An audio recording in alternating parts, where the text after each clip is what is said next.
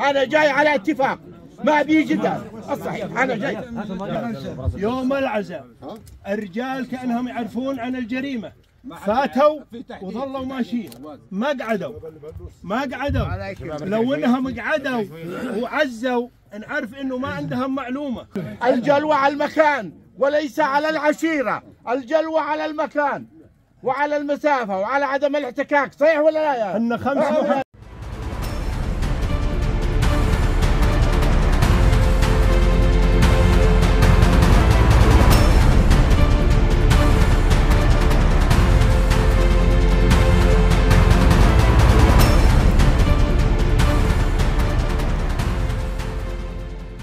جئنا على أثر الحادث المؤسف المسيء المرفوض من جميع أبناء هذا الوطن.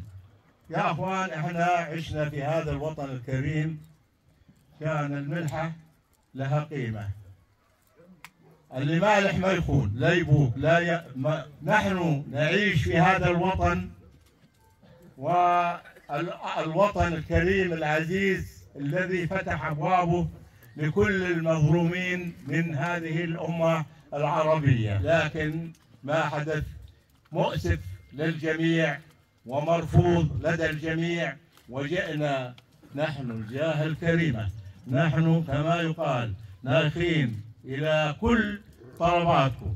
من الأخلاق وعنده ذرة من الإنسانية يستنكر هذه الجريمة النكراء البعيدة عن ديننا وعن قيمنا وعن أخلاقنا وعن مبادئنا.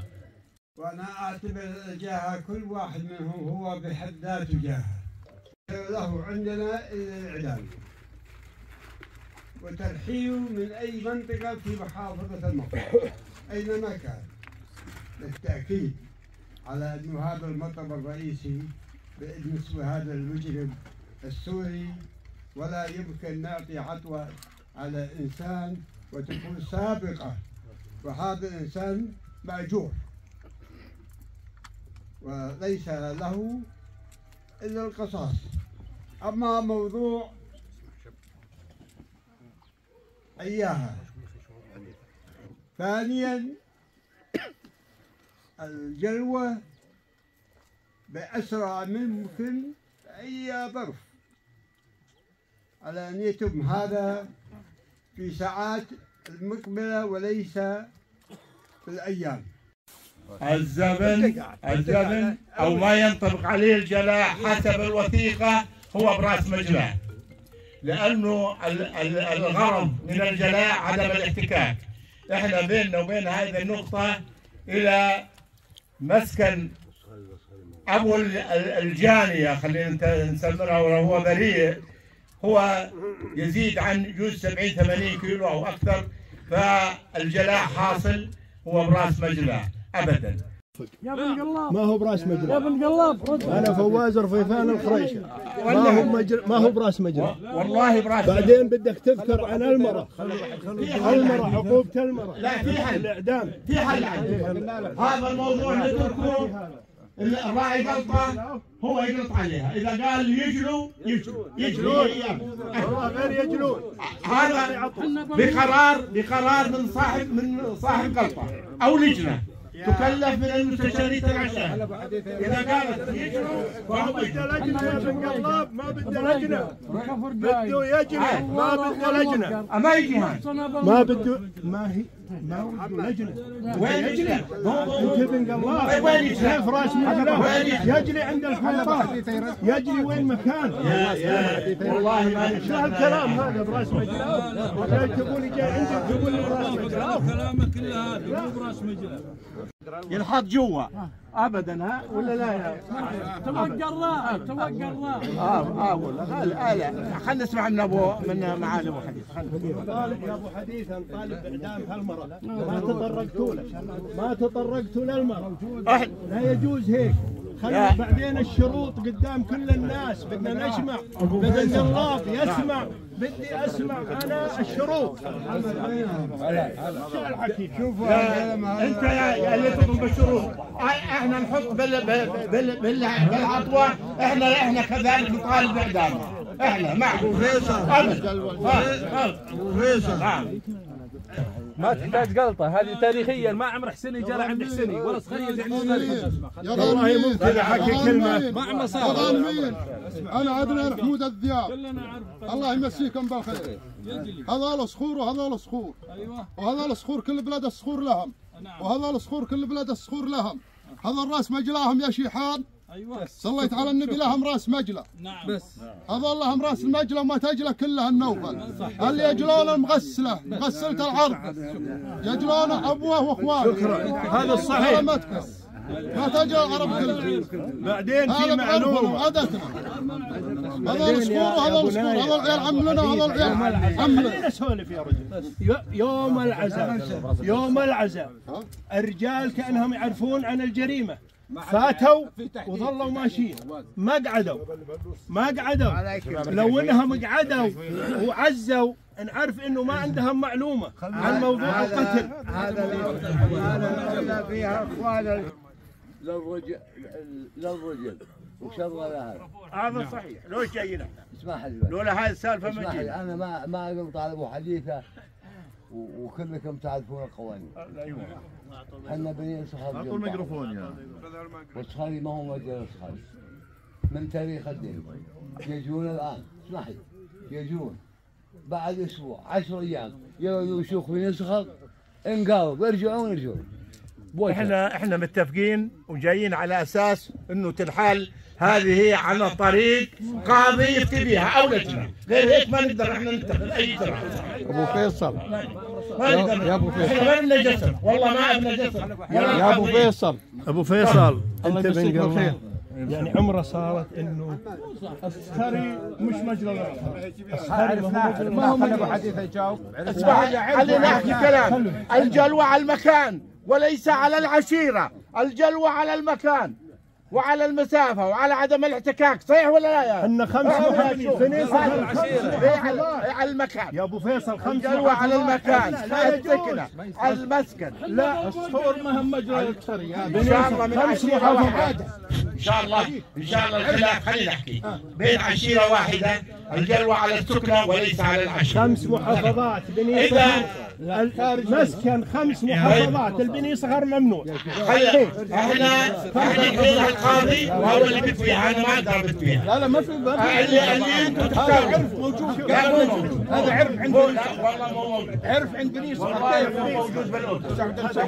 احنا بني صغر عرفنا واحد. احنا 7 ما هم مجلس. احنا بنحب واحد. هذا عرف وعاده عندنا.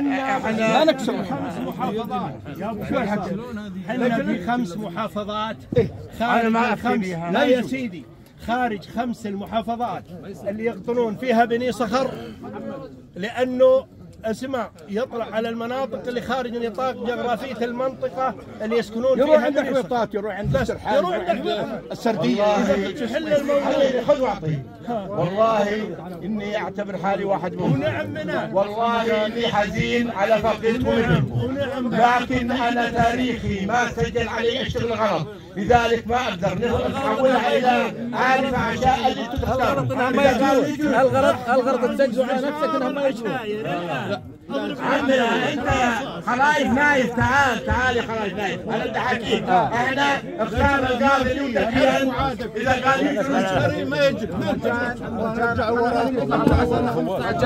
انا جاي على اتفاق.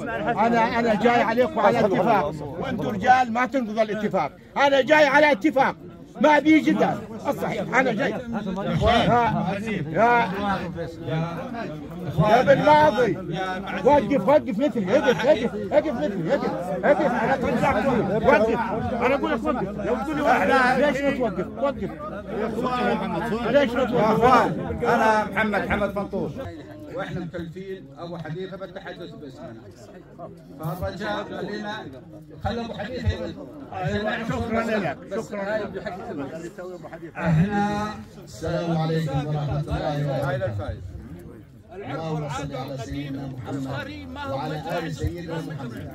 اولا باسم الفايز جميعا وباسم بني صخر بشكل عام، الخرشان بني عمي والزبن بني عمي، احنا الآن نستنكر هذه الجريمة البشعة اللي ما عمره عدت مش عند بني صخر بس، عند الأردن كاملة. ونمشي حسب العرف والعادة العشائرية اللي ودكم إياه نطالب بإعدام نطالب. السوري يجري هو وعشيرته كاملة من الأردن زت على الحدود، وهو يجي ويتحاكم محاكمة عادلة حسب قضائنا الأردني ونطالب بإعدامه. لكن يا أخوان الجلوة بين 7 محافظات، تجوا على عرب بيننا وبينهم 7 محافظات، هذا الحكي مرفوض. يخالف العرف والعادة العشائرية ويخالف الميثاق يا معالي ابو حديثه اللي انت اسمح انا اكمل حديثي وانت محررين. ويخالف يا ابو معالي ابو حديثه، انت من شيوخ الاردن وقعتوا. اسمح لي انت جاي على بني صخر. اسمح لي انا اسولف الحق اسمع رايك. ما تسمع يا معالي ابو حديثه انا اكلم معالي ابو حديثه. يا رجل جاي تسولف باسم الزمن، انت الله يرضى عليك اسم الزمن.